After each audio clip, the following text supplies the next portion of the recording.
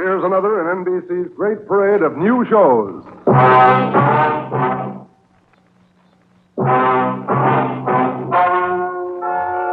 Ladies and gentlemen, the story you are about to hear is true. Only the names have been changed to protect the innocent. NBC brings you Dragnet.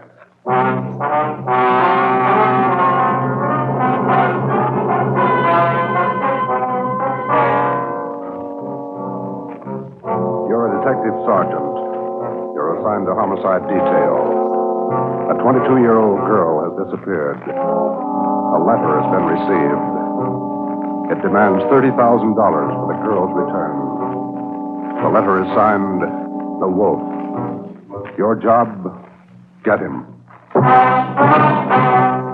Dragnet, the documented drama of an actual crime, investigated and solved by the men who unrelentingly stand watch on the security of your home, your family, and your life.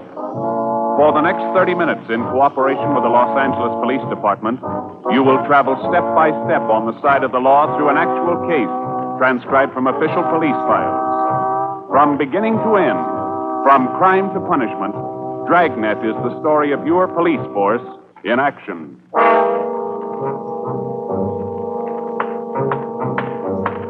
It was Tuesday, October 18th. It was cloudy in Los Angeles. We were working the night watch out of homicide.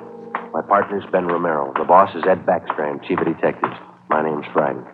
I was on the way back from the stats office, and it was 3:26 a.m. when I got to room 42. Homicide. Got those mugs you asked for, Joe. Here they are. Thanks, Harris. Backstrand leave yet? In a minute, I'm going out with him. What's the address out there, the Sullivan place? 814 Castro Boulevard. You go straight out Santa Monica, take a left at Castro. I remember. You ready, Chief? Yeah. Friday, you call Romero yet? Right now. Get on it. This one we don't fool with. Yeah. Come on, Harris.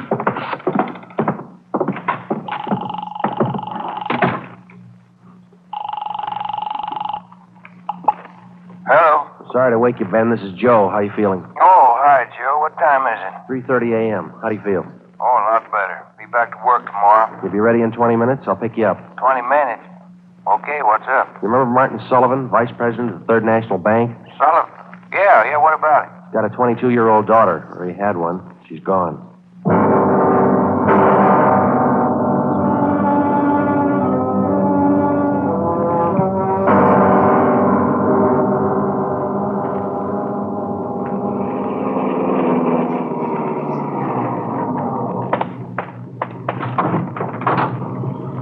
You made good time, Joe.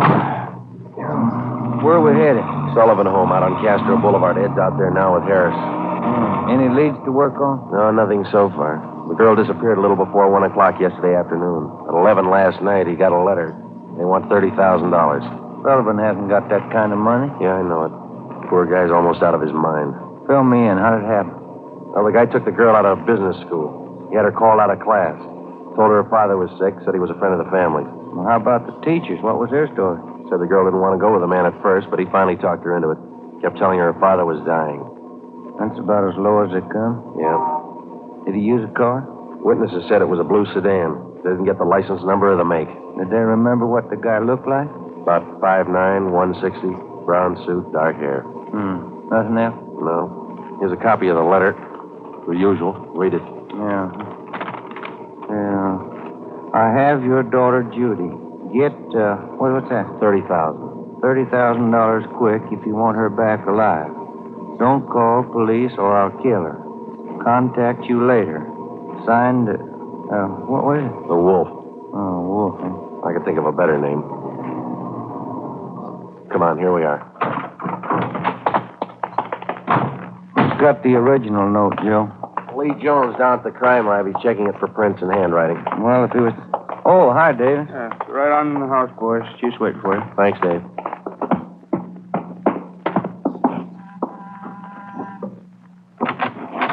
Hi, Joe. Ben. In the living room. Thank you. That's the way I see it, Mr. Sullivan. Now, you understand exactly what you have to do? Yes, sir. I'll do as you say. All right. Here are the two men who will help you. Sergeant Friday and Sergeant Romero, homicide. Yes, How do you do? I do. Mr. Backstrand, are you sure about all this? He might get frightened. He might do do something to Judy. Believe me, Mr. Sullivan, it's the only way. I know how you must feel, but we can't do anything else. Oh, all right. I want to see Mrs. Sullivan first. I'll be ready in a moment. Any developments? Yeah. Come on back in the dining room. There it is on the table. Second note from the guy. Telegram. When'd this come? About half an hour ago. Guy phoned it into Western Union from a public booth. Couldn't trace it. I see, Joe. Yeah. Be at Elysian Park, 5 o'clock this morning, near Balkan Drive. Come alone. Bring 30,000. Will return girl. Don't tell cops. Kill her if you do. Or we'll. 4 a.m. now, Skipper. Not much time. I know it. We'll have to do as he says. No other way. Then Sullivan's going out there alone? You're going with him, you and Romero. You'll be hidden out in the trunk of the car. Any plan? Get him. That's all.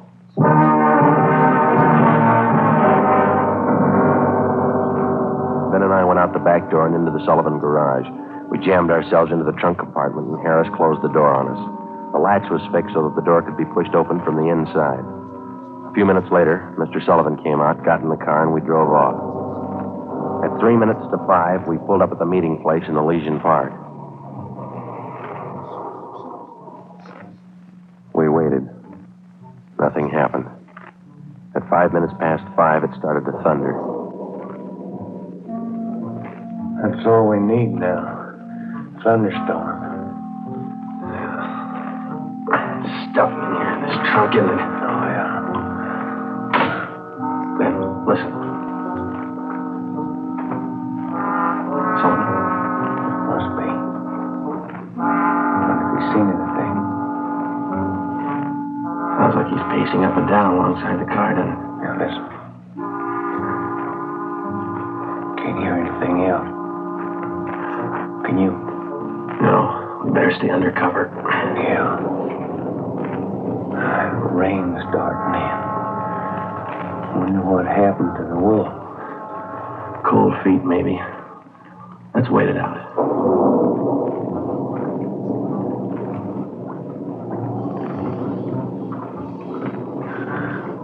Joe. Yeah? What time you got now? Move over a little. Let me get my watch up. Yeah. A little past 5:30. Sergeant. Mr. Sullivan? Yes. Do you think he's coming? It's late. It's getting daylight. We better wait it out, Mr. Sullivan. Now, look, don't come back here again. If he's watching, you might tip him off. Oh, all right. All right. Poor guy. Joe. Yeah, I hear it. Coming up the road toward us. It's stopping. Yeah. Coming over to our car. You ready? Right. Talking to Sullivan. They're coming back here. Now watch it. Brandy, Romero. That's you, Ed? Yeah, the meeting's off. Come on out. All right. Got a cramp in my leg. Well, I'm cramped all over. Mr. Sullivan, drive back home. We'll contact you there. All right, Chief. Ben, Joe, come on over to the car. What's the story, Ed?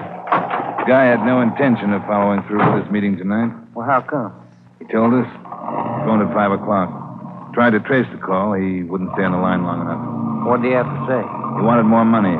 Bragged about how smart he was. How we'd never get him. Well, he knows Sullivan's called in the police. Sure. Said he didn't care. We'd never get him anyway. Yeah, pretty cocky. Pretty smart. Take my word for it. He's no dummy. Control 1 to 80K.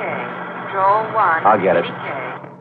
80K to Control 1. 80K to Control 1. Go ahead. 80K, go to your office. Code 3. Go to your office. Code 3. GMA 367. All right, Romero. Let's roll.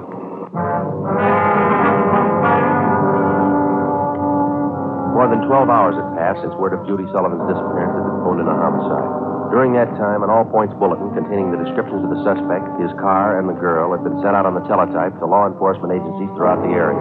The same descriptions were broadcast over the police radio every hour. The Sullivan home had been placed under strict surveillance, and Mr. Sullivan instructed not to contact the suspect without knowledge of the police. He'd raised almost $10,000 in cash to buy him off. The serial number on each one of the bills had been copied by a police stenographer and then rechecked by a homicide officer.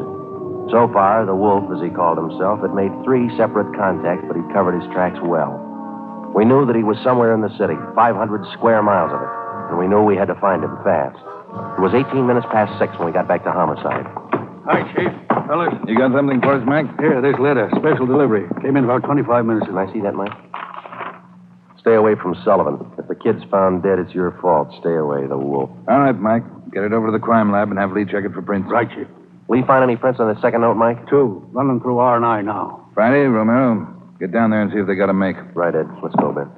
Who's watching the Sullivan house beside Harry? Carpenter and Davis. Backstrand's afraid the girl's father will try to make a deal with the guy. Has he tried it yet? No, he hasn't yet. You couldn't blame him if he did. Worried sick. Oh, yeah. Here we are. Hi, fellas. Just coming down to see you. Got something, Larry? Those 2 prints Lee Jones listed off that letter got a make on them from the single print file. Good, Larry. Let's see, huh? There it is. Pull the whole package on him. Donald Alfred Kiefer. Looks like a real bad one, doesn't he? Donald Alfred Kiefer, male, Caucasian, age 29, 5 feet 8 inches, 170 pounds, brown eyes, dark brown hair. He had 1 previous arrest for forgery in Los Angeles 10 months before. Kiefer's occupation at the time of his arrest was listed as bank clerk at the Third National Bank. Ben went back into the files and pulled the crime report. Then we called Ed Backstrand. There's the answer, Skipper. At the time Kiefer pulled that forgery job at the bank, Mr. Sullivan was one of the vice presidents. Go on. Sullivan was the one who preferred charges against Kiefer and saw that he was prosecuted. Where's this Kiefer now? Let me see. He was placed on probation, and on May 16th this year, he returned to his home in Omaha, Nebraska. That's 1380 Mackinac Avenue. All right, Romero. Get Omaha on the phone and have them check out Kiefer. Right, Skipper? Friday, take Kiefer's package and this note down to Don Myers. Have him check the handwriting. And get over to the crime lab and see what Jones lifted off that last letter we got. All right, Ed. The faster we work, the faster we'll put this guy behind bars. Now move.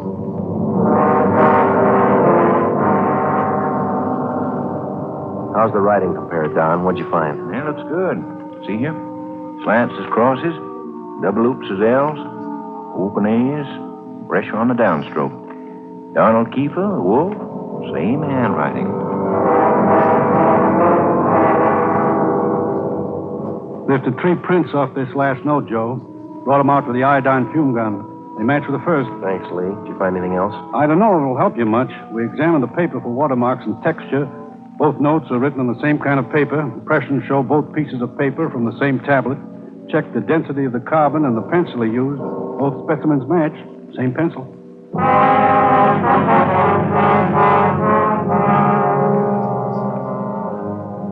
By mid-afternoon, Donald Kiefer's description had been broadcast throughout the area. Bulletins were dispatched to all departments, and an APB was teletyped for the entire state. Men were stationed at every post office in the city to watch for notes that might come through the mail. The bus depots, railroad terminals, the airports, and all the main roads leading out of the city were under strict surveillance. The entire Los Angeles area was broken down into single square-mile districts, and a house-to-house canvass was started. A squad of men were assigned to cover each square mile. Outlying towns and cities were requested to do the same. By 5 o'clock that afternoon, the greatest Dragnet operation in the history of the city was underway. We were sure Donald Kiefer was somewhere inside. At 12 minutes past 5, Ben got the call back from the Omaha police. Yeah, I got it. 6 X-ray 419. Nebraska place, right. Well, thank you a lot. Yeah, bye.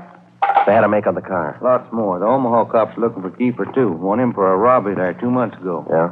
In that robbery, he used a stolen 1939 blue sedan. Nebraska license plate, 6 X-ray 419. How about his family and his friends back there? They all been checked? Yeah. Well, get that car description to communications, huh? APB, teletype, and broadcast. I'll tell Ed. Yeah, right, Joe. Friday, Romero. Yeah, Ed. What are you tied up with?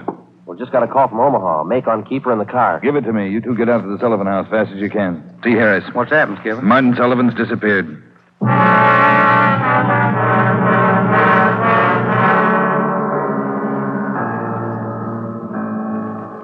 All right, Harris, how'd it happen? About 3 this afternoon, Mr. Sullivan got a phone call. Said he had to go down to the bank. I went with him. He had me wait in the reception room, and he went in his office.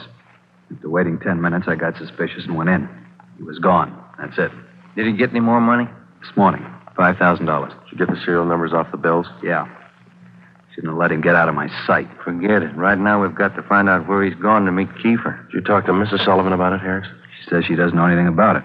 Let's try her again. Come on, let's go inside. All right, fellas. All right. Where's Mrs. Sullivan, Dave? Back in the sitting room, lying down. Doctor's with her. Come on. What time you got, Ben? 6:35. I'll get it. Hello? Well, where are you? Oh. Where are you now? Where are you now? We'll be right out. That was Martin Sullivan. He met with Kiefer out in Laurel Canyon. Did he get his daughter back? Yeah. Wrapped in newspapers.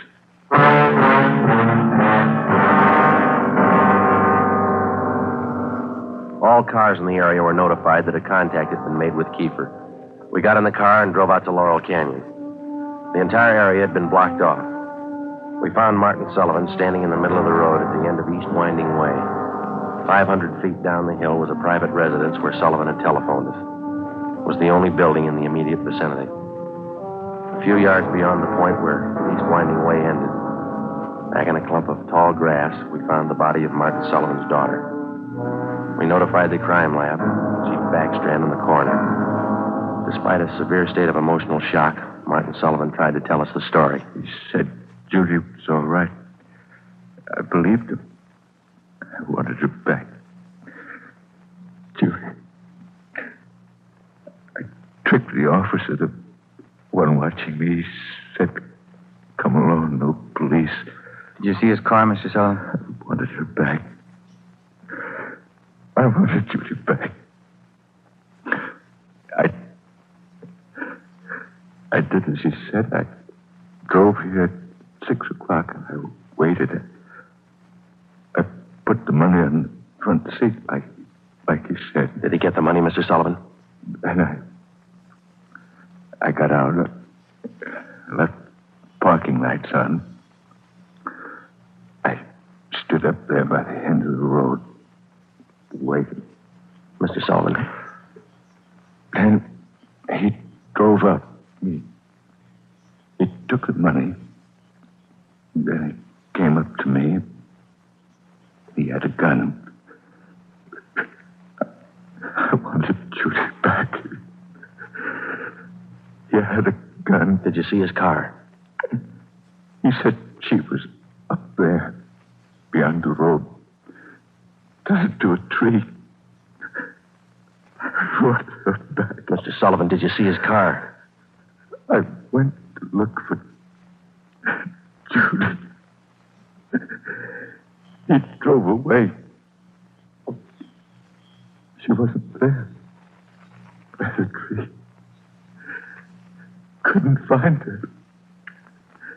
On the way back, I saw her bundle on the way back.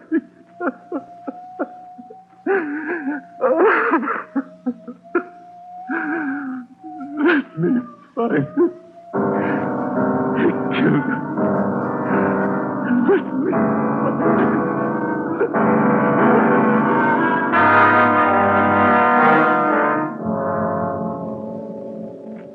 Before he went into a state of complete collapse, we showed Martin Sullivan a picture of Donald Alfred Kiefer.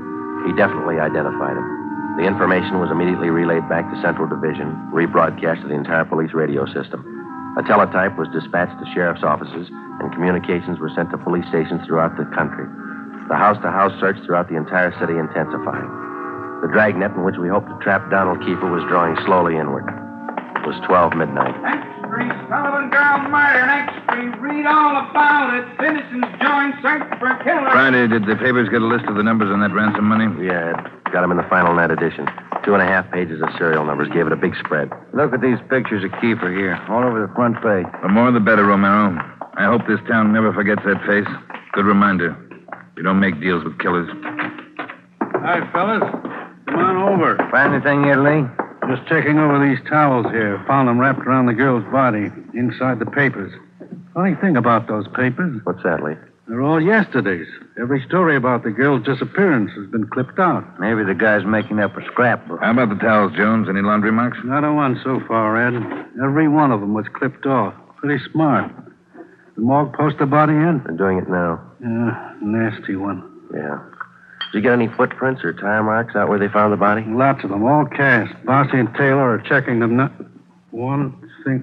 What is it, Jones? I don't know. Under the seam here. This towel. Wait a minute. Joe, that pair of snippers there. Yeah. Here you are. Thanks. Just back under the seam.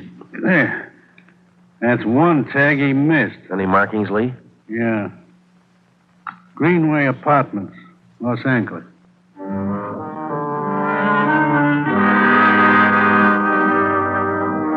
One look at the apartment was enough. In an adjoining garage, we found the car which Kiefer had used, a blue sedan. Nebraska license plate 6X-ray 419. When we got back to the office, Chief Backstrand immediately issued a cancellation of the want order for the blue sedan, and then he ordered a detail of men to stake out the car in the event Kiefer decided to come back for it. Here's the coroner's report, Joe. Oh, let's see it. Cause of death, strangulation. Time of death, Monday, October 18th, approximately 2 p.m. 1 hour after he grabbed her? That can't be right. Skipper in his office? No, he's out for a minute. Hey, Joe, Ben, take the call off 2503, will you? Thanks, Mike. Right. Would you give me the call on 2503, please? Thanks. Hello? Yeah. Yeah, when? We'll be right over. Some of the ransom money, Ben, just showed up. Beverly and Highland. Come on.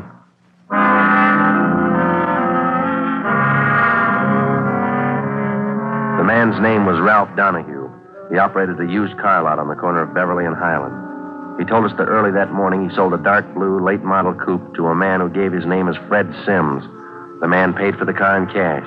Donahue told us that he checked the serial numbers on the bills after the man had driven away. Serial numbers check out, Joe, every one of them. If I only thought to look, officer, and you know I generally do. I'm the suspicious kind anyway, but, this morning I must have been asleep. You got the full description on the car, Ben? Yeah, Joe. All right, let's get it on the air right away. I saw his mug in the paper while I was waiting for you. Too late. Sorry. Yeah, thanks.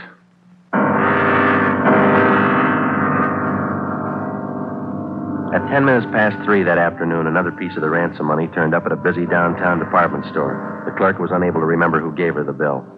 The detail throughout the general downtown area was strengthened. The house-to-house search of the entire city for Judy Sullivan's murderer went on. The afternoon dragged into the early evening. At 20 minutes to 7, Ben and I had a hamburger and a cup of coffee in the drugstore at East Broadway and 3rd. And then we got back in the car, checked with communications, and started cruising the neighborhood again. At 9 minutes to 8, a man answering the description of Donald Kiefer was seen crossing Sunset Boulevard just below Highland. 7 minutes later, the same man was reported near the intersection of Hollywood Boulevard and Las Palmas. Communications relayed the information. At 21 minutes past 8, our car, 80K, along with a dozen others, were concentrated in the Hollywood Boulevard area from Gower Street to La Brea, Franklin Avenue to Santa Monica Boulevard. At 24 minutes past 8, another piece of the ransom money was passed at a cigar store on the corner of Hollywood Boulevard and Hawthorne Street. The number of men and radio cars in the area was redoubled. Plainclothes officers were stationed at every intersection to keep an eye on pedestrian traffic. At 18 minutes to 9, the dark blue coupe, which Kiefer had bought that morning, was spotted parked in an alley just below Hollywood Boulevard and Cahuenga. We called Ed Backstrand. City Hall. 2503. 2503. Chief of Detectives Office, Allen. It's Friday, Mike. Chief there? Yeah, wait a minute. Just going out the door. Ed, it's for you. Backstrand? Friday, Ed. Just spotted Kiefer's car, the one he bought this morning, parked in an alley off Cahuenga. Harris and I are on our way up there now. We'll take care of the car. You take care of this call. Just came in. What do you got? The theater on the corner of Hollywood Boulevard and Fairview. The girl in the box office just took in a $10 ransom bill. Yeah? She got a good look at the man who passed the bill. She says it's Kiefer.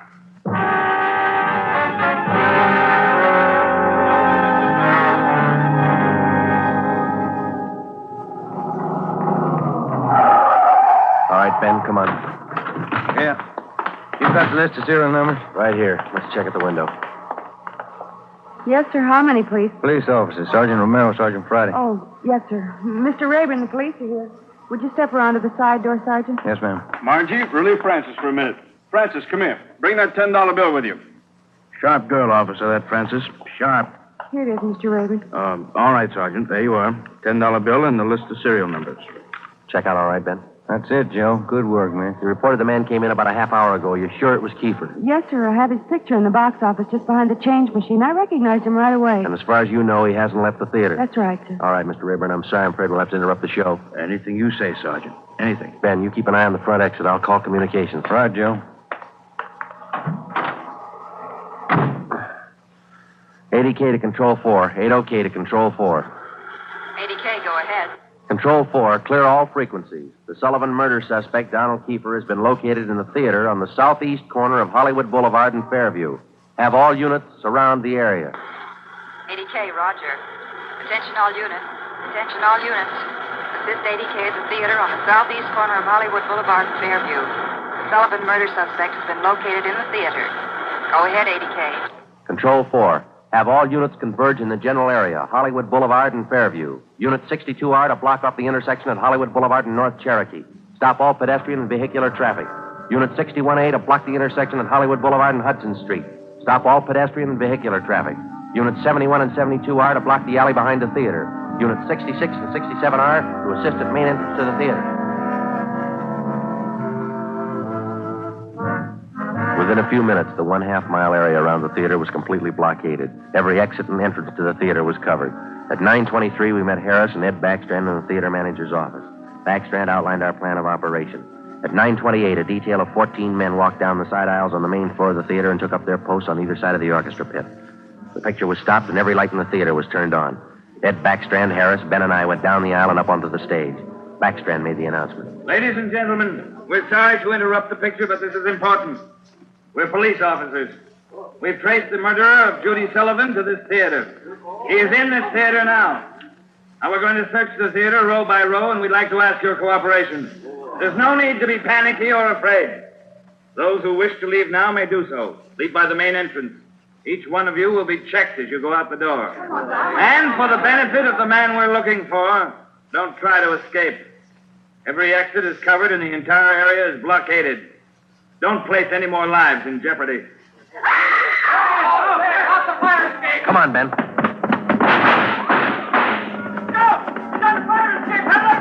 Backstage, Joe. We can make it from there. All right, let's go. Come on, hustle it, Ben. Yeah. The next building. You'll probably try to jump for it. All right, watch it. I think this door leads out to the roof. There he goes. All right, Keeper, hold it. Don't shoot, I give up. Throw your gun down. Over here. Don't shoot. Don't. Let's get him. All right, coppers. I got it figured. They won't top me for this. Didn't know what I was doing. Put the cuffs on him, Ben. Get away from me, you crump! You shouldn't have hit him, Keeper.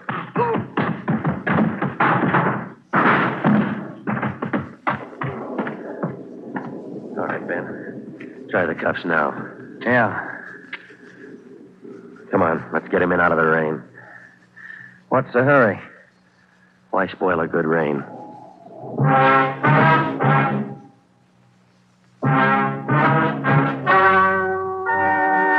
The story you have just heard is true. Only the names were changed to protect the innocent. Donald Alfred Kiefer was tried and convicted of murder in the first degree. He was executed in the lethal gas chamber at the state penitentiary. You have just heard the 15th in a new series of authentic cases transcribed from official files. Technical advice for Dragnet comes from the Office of Acting Chief of Police, W.A. Wharton, Los Angeles Police Department. Tonight's program is dedicated to Deputy United States Marshal John B. Glenn of Boise, Idaho, who on the morning of July 31st, 1940, gave his life so that yours might be more secure.